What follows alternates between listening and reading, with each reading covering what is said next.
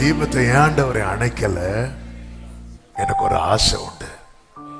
என்ன ஆசை?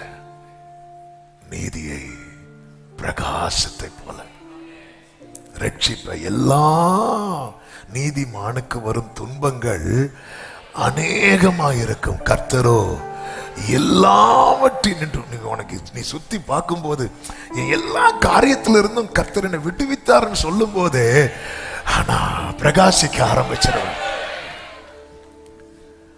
ஆமே.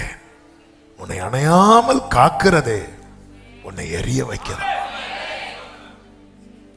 நம்ம எப்படி வந்துருவோம் தெரியுமா? இப்போ இருக்கிறதே போதும். உன்னை அணையாமல் காக்கிறதே உன்னை எரிய வைக்க. இது எப்படி ஆண்டவரே சாத்தியம்? அதுதான் ஆமா. கையை எடுத்தீங்கன்னு அணைஞ்சிருவேன். ஆண்டவர் சொல்லுவார், கையை எடுப்பேன்னு யாரு சொன்னா? இது கர்த்தருடைய கரம் என்று யாவரும் கண்டு உணர்ந்து.